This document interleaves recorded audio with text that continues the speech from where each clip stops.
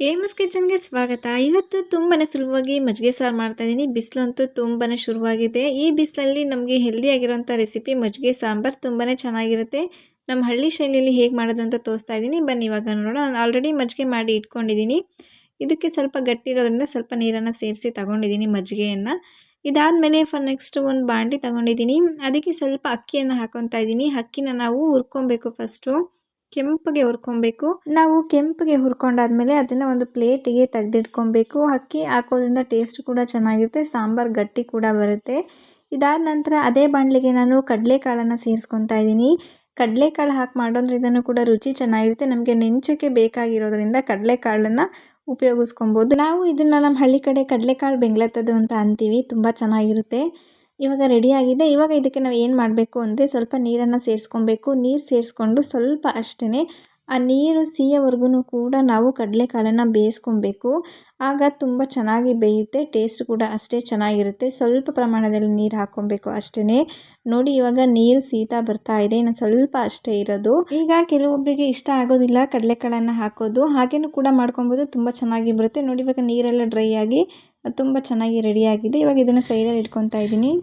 ಈಗ ಇದಕ್ಕೆ ಮಸಾಲ ಏನೇನು ಬೇಕು ಅಂತ ನೋಡೋಣ. ನಾನಿಲ್ಲಿ 5 ಎಸಳು ಬೆಳ್ಳುಳ್ಳಿ ತಗೊಂಡಿದ್ದೀನಿ, ತುರಿ ತಗೊಂಡಿದ್ದೀನಿ, ಒಂದು 1/4 ಭಾಗದಷ್ಟು ಕಾಯಿ ತುರಿ ಅಷ್ಟೇ, ಅರ್ಧ ಓಡಲ್ಲಿ. ನೆಕ್ಸ್ಟ್ ಕೊತ್ತಂಬರಿ ಸೊಪ್ಪು.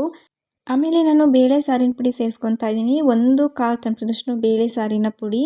ಇದಾದಮೇಲೆ ಅಕ್ಕಿನ ಹುರಿದಿಟ್ಕೊಂಡಿದ್ನಲ್ಲ ಅದನ್ನು ಕೂಡ ಸೇರಿಸ್ಕೊತಾ ಇದ್ದೀನಿ. ಸ್ವಲ್ಪ ಜೀರಿಗೆ, ಸ್ವಲ್ಪ ನೀರನ್ನು ಸೇರಿಸ್ಕೊಂಡು ನುಣ್ಣಗೆ ರುಬ್ಕೊಂಡ್ಬನ್ನಿ. ಈಗ ನುಣ್ಣಗೆ ರುಬ್ಕೊಂಡಾಗಿದೆ. ನಾನಿವಾಗ ಒಂದು ಪಾತ್ರೆ ತೊಗೊಂಡಿದ್ದೀನಿ, ಅದಕ್ಕೆ ಎಣ್ಣೆಯನ್ನು ಹಾಕ್ಕೊತಾ ಇದ್ದೀನಿ. ಎಣ್ಣೆ ಕಾದಾದ ನಂತರ ಸ್ವಲ್ಪ ಸಾಸಿವೆ ಸಿಡ್ದಾದ ನಂತರ ನಾನಿಲ್ಲಿ ಒಂದೇ ಒಂದು ಈರುಳ್ಳಿನ ದೊಡ್ಡದಾಗಿ ಕಟ್ ಮಾಡಿ ಸೇರಿಸ್ಕೊಂಡಿದ್ದೀನಿ. ಮತ್ತು ಕರ್ಬೇವಿನ ಸೊಪ್ಪನ್ನು ಕೂಡ ಹಾಕ್ಕೊಂಡಿದ್ದೀನಿ. ಇದೆಲ್ಲನೂ ಕೂಡ ಹಸಿ ವಾಸನೆ ಹೋಗಬೇಕು, ಅಲ್ಲಿವರೆಗೂ ಕೂಡ ನಾವು ಚೆನ್ನಾಗಿ ಎಣ್ಣೆಯಲ್ಲಿ ಫ್ರೈ ಮಾಡ್ಕೊಬೇಕು. ಈರುಳ್ಳಿ ಪೂರ್ತಿ ಸಾಫ್ಟ್ ಆಗಬೇಕು ಅನ್ನೋದೇನಿಲ್ಲ, ನಮಗೆ ಊಟ ಮಾಡಬೇಕಾದ್ರೆ ಬಾಯಿಗೆ ಸಿಗ್ತಾ ಇರಬೇಕು ಈರುಳ್ಳಿ, ಆಗಲೇ ನಮಗೆ ಟೇಸ್ಟ್ ಚೆನ್ನಾಗಿ ಬರೋದು. ಒಂದು ಸ್ವಲ್ಪ ಅಷ್ಟನ್ನು ಸೇರಿಸ್ಕೊಂಡಿದ್ದೀನಿ. ಇದನ್ನು ಸ್ವಲ್ಪ ಮೀಡಿಯಮ್ ಫ್ಲೇಮಲ್ಲೇ ಇಟ್ಕೊಂಡು ಒಂದು ಸ್ವಲ್ಪ ಬಾಡಿಸ್ಕೊಳ್ಳಿ, ಅಷ್ಟೇ ಸಾಕು. ಈಗ ಈರುಳ್ಳಿ ಕೂಡ ಸಾಫ್ಟ್ ಆಗಿದೆ. ನಾನು ರುಬ್ಬಿರುವಂಥ ಮಸಾಲನ ಸೇರಿಸ್ಕೊತಾ ಇದ್ದೀನಿ. ಅದಕ್ಕೆ ಸ್ವಲ್ಪ ನೀರನ್ನು ಸೇರಿಸ್ಕೊಳ್ಳಿ. ಇದನ್ನು ಚೆನ್ನಾಗಿ ಹಸಿ ವಾಸನೆ ಹೋಗಬೇಕು, ಚೆನ್ನಾಗಿ ಬೇಯಿಸ್ಕೊಬೇಕು ಮಸಾಲಾನ. ನಾವು ಖಾರ ಪುಡಿ ಎಲ್ಲ ಚೆನ್ನಾಗಿ ಬೇಯಬೇಕು. ನಾವು ಸಾಂಬಾರು ಪುಡಿ ಇಲ್ಲದೇ ಕೂಡ ಮಾಡ್ಬೋದು. ಆಲ್ರೆಡಿ ನಾನು ಅಪ್ಲೋಡ್ ಮಾಡಿದ್ದೀನಿ, ಡಿಸ್ಕ್ರಿಪ್ಷನ್ ಬಾಕ್ಸಲ್ಲಿ ಲಿಂಕ್ ಹಾಕಿರ್ತೀನಿ, ಚೆಕ್ ಮಾಡಿ ನೋಡಿ. ಅದಂತೂ ಟೇಸ್ಟ್ ತುಂಬಾ ಚೆನ್ನಾಗಿರುತ್ತೆ.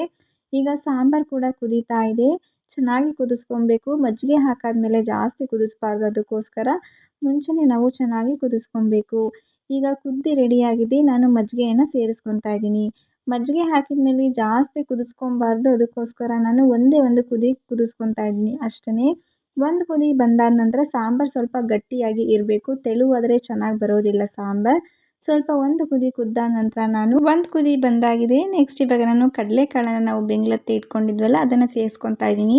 ನಿಮಗೆ ಇದು ಇಷ್ಟ ಆಗಲಿಲ್ಲ ಅಂದರೆ ನೀವು ಇದನ್ನು ಸ್ಕಿಪ್ ಮಾಡ್ಬೋದು, ಹಾಗೆ ಕೂಡ ಊಟ ಮಾಡ್ಕೊಬೋದು. ಹಪ್ಳನ ಮಾಡಿಕೊಂಡು ತುಂಬಾ ಚೆನ್ನಾಗಿರುತ್ತೆ. ಈ ಬೇಸಿಗೆಗಾಲದಲ್ಲಿ ಈ ಸಾಂಬಾರು ತುಂಬಾ ಒಳ್ಳೆಯದು. ಕಡಲೆಕಾಳನ್ನು ಆಲ್ರೆಡಿ ಬೆಂದಿರೋದ್ರಿಂದ ಒಂದು ಕುದಿ ಅಷ್ಟೇ, ಗ್ಯಾಸ್ ಆಫ್ ಮಾಡಿಕೊಂಡ್ರೆ ನಮಗೆ ಸಾಂಬಾರು ರೆಡಿಯಾಗೋಗುತ್ತೆ.